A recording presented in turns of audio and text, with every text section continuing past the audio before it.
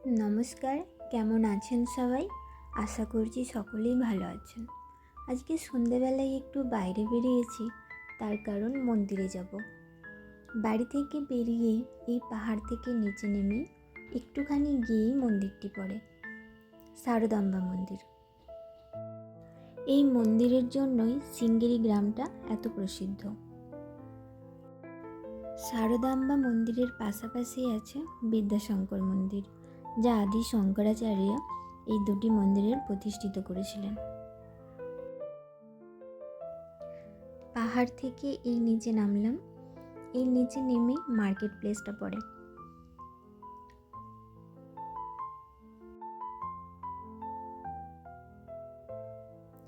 এই যে এখান থেকে মার্কেট প্লেস শুরু হয়।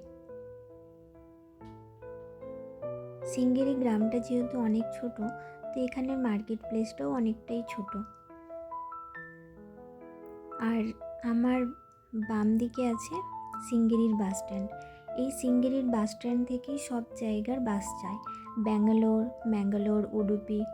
যেহেতু সিঙ্গিরি গ্রামটা থেকে স্টেশন অনেক দূর, এখান থেকে স্টেশন যেতে গেলে অনেক সময় লাগে।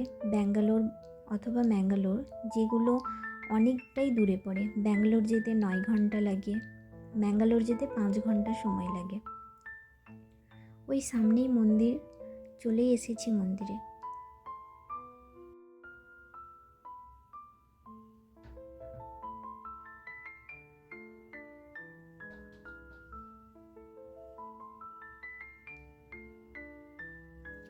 এই যে মন্দিরে চলে আসছি, মন্দিরের গেটের সামনে এখন আছি। এখন ভিতরে যাব। ভিতরে গিয়েও খুব সুন্দর একটা জায়গা। মন্দিরের ভিতরে গেলেই মনটা ভালো হয়ে যাবে। এমনিই তো মন্দিরের ভিতরে ঢুকলেই মন সবসময় শান্ত হয়ে যায়। কোনো অশান্ত মন নিয়ে মন্দিরে আসলেও মনটা শান্তিতে পরিপূর্ণ হয়ে যায়।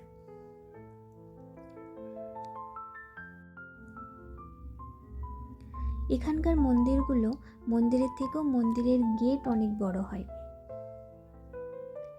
প্রথম যখন সাউথ ইন্ডিয়াতে আসি, তখন মন্দিরের গেট দেখেই ভাবতাম এগুলোই হয়তো মন্দির, কিন্তু পরে আবার ভিতরে গিয়ে দেখতাম যে এখানে মন্দিরের থেকেও মন্দিরের গেট অনেক বড় হয়। এই যে ভিতরে চলে এসেছি। এইখানে ভিতরে পাশাপাশি দুটো বাড়ি আছে। এই বাড়িগুলোতে গেস্ট এসে থাকে। যেমন ধরুন কোনো মঠ থেকে কোনো গুরুজি এসেছেন তারা, বা কোনো পলিটিক্সের কোনো মন্ত্রী এখানে এসেছে, তো তারা এখানেই থাকে। এই পাশাপাশি দুটো রুম, আর এই হলো একটি বাড়ি। সিঙ্গিরি যেহেতু অনেক ছোট গ্রাম, তো এখানে কোনো বড় হোটেল নেই, সেজন্যই। আর এটাই হলো প্রসাদ কাউন্টার। মন্দিরের প্রসাদ এখান থেকে দেওয়া হয়। আবার মন্দিরেতে অন্নপ্রসাদও দেওয়া হয়।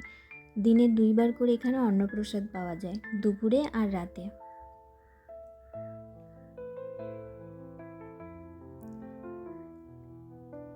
আর এখানটাই হলো দুর্গাপুজো হয়, দুর্গাপুজোর মণ্ডপ এটা।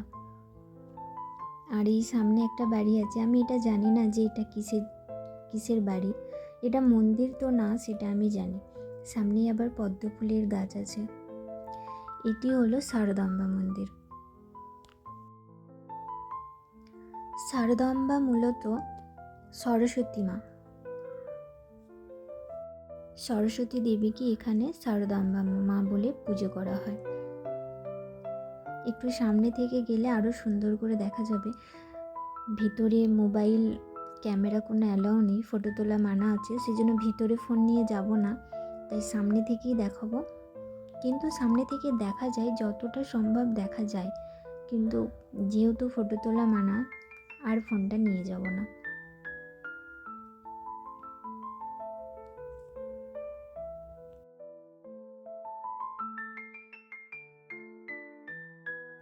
এখানে আরও অনেক ছোট ছোট মন্দির আছে। এই যে এখানে আরেকটি মন্দির আছে।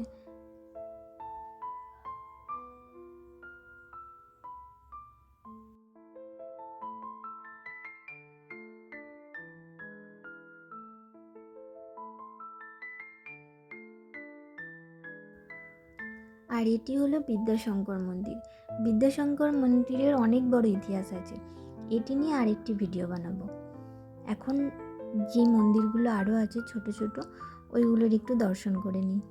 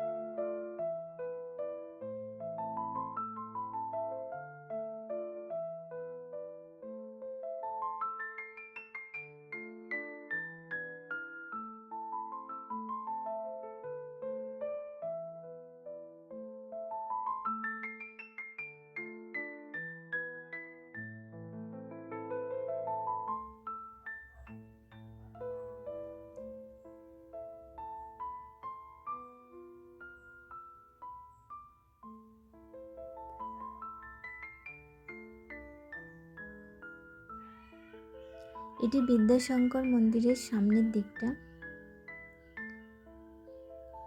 আর সামনের দিকে আছে তুঙ্গা নদী।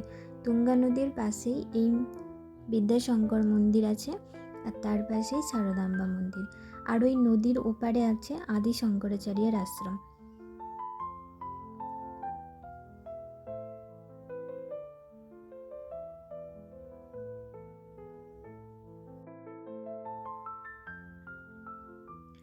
আর এটি হলো যজ্ঞস্থল।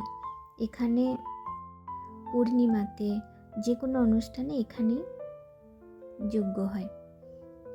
আর একটু সামনে থেকে মন্দিরের চত্বরটি, আর ওই সামনে তুলসী মন্দির।